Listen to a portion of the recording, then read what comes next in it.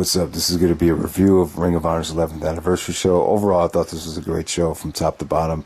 I just think Ring of Honor right now, they got a really nice mix of really interesting storylines, and the wrestling I thought really delivered tonight. Just an excellent card from top to bottom, so everyone go check it out.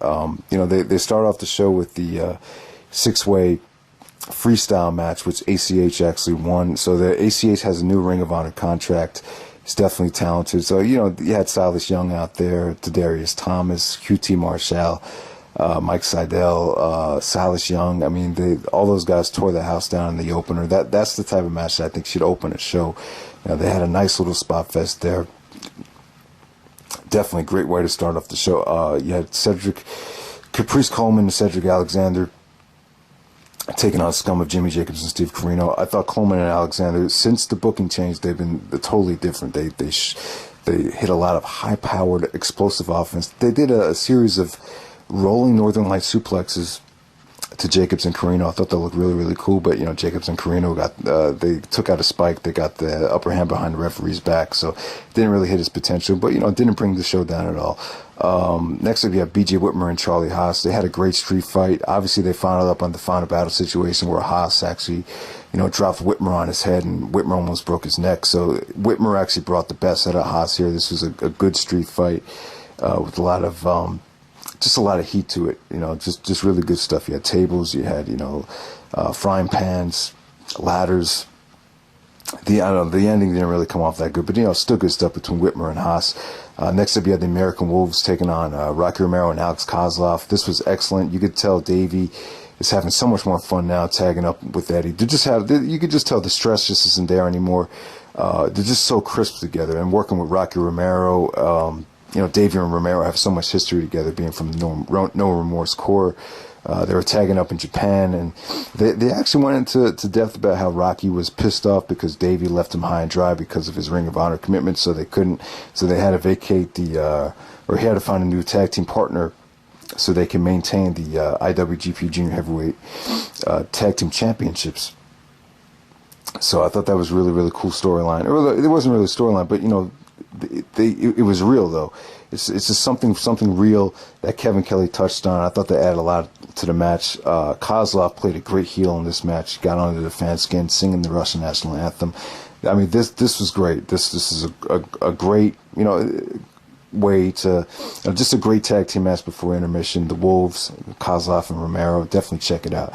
After intermission, you actually had Michael Elgin and Roderick Strong. Really wasn't as good as I thought it would be. They really were not pushing this as like a main event level feud, which is a mistake. I thought this at Final Battle, they definitely should have had a higher place up on the card. They didn't have to do the Truth Martini shit with him interfering. I thought that brought down the Final Battle match. This time, Truth Martini was away from ringside, so this is 2 out of 3 falls. And honestly, I didn't think this needed to be a 2 out of 3 falls match. It was still good. Elgin actually won the first fall in like 2 minutes with the buckle powerbomb combination. I didn't really like this way the second fall ended. I couldn't buy into Elgin staying down from that gutbuster that Roderick did. We've seen Elgin kick out of so much. I don't know. I just couldn't buy into him staying down from that. And Elgin actually won the third fall, so he wins the feud. It looks like Elgin's going to move on to bigger and better things, but at the same time, I don't know. I just felt like the whole Elgin Roderick program was I felt like they kind of dropped the ball with it, but it was still a good 2 out of 3 falls match. Still good stuff. I still give this about 3.5 stars. So great stuff from both guys. Next up, we actually had Adam Cole and Matt Taven for the television championship. So Matt Taven surprisingly gets the upset on Adam Cole. Matt Hardy was on commentary, so everyone was expecting Cole to win because Matt wanted to challenge Adam Cole for the television championship. But boom. Matt Taven actually sided with Truth Martini, and Martini actually helped Taven win the match. The match was good. Fast-paced offense from Cole. At the same time, Taven busted out a lot of impressive things, a lot of innovative things. The DDT hit at the end. The combination was really impressive. So Matt Taven looked good. I thought him and Adam Cole made for a nice combination. They're very similar. They both have they both have a similar look. So the combination really worked there. So like I said, Matt Taven, new Ring of Honor World Television Champion. Next up, we actually had the Briscoes taking on Kyle O'Reilly and Bobby Fish. This is great.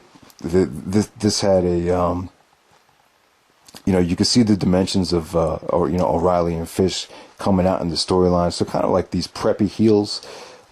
Great line from Bobby Fish. He actually said, Mark Briscoe, don't bring any of that redneck kung fu shit over here. And so that was pretty cool. In my opinion, this is probably the best match the Briscoes have had over the last year. And we have new tag team champions. O'Reilly and Fish actually did win the match.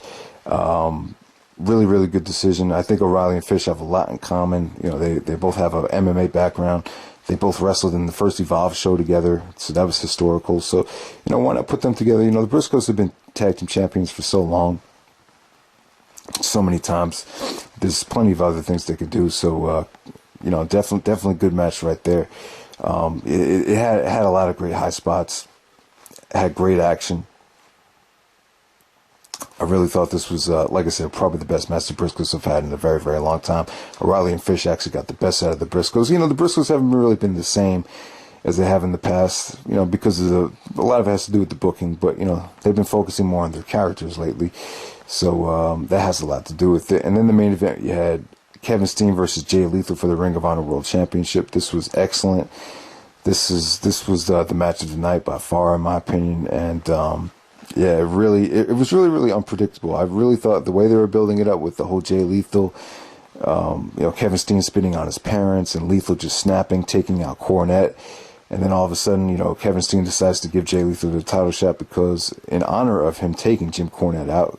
So just I think a lot of things happened in the storyline that wouldn't have happened if Cornette was still booking it. So I think a lot of things got scrapped. But, they really built Jay Lethal up as a serious, legit contender. So, I was really on the edge of your seat. There was really a lot of times where you thought Kevin Steen might have tapped out or got pinned.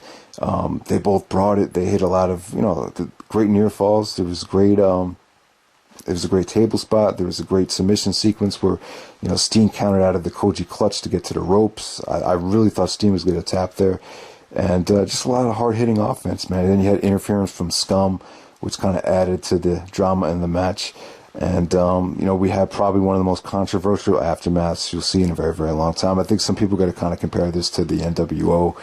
Basically, a whole bunch of people joined Scum. You actually had Jimmy Rave come out and actually make a surprise appearance. He joined Scum. Matt Hardy actually joined Scum.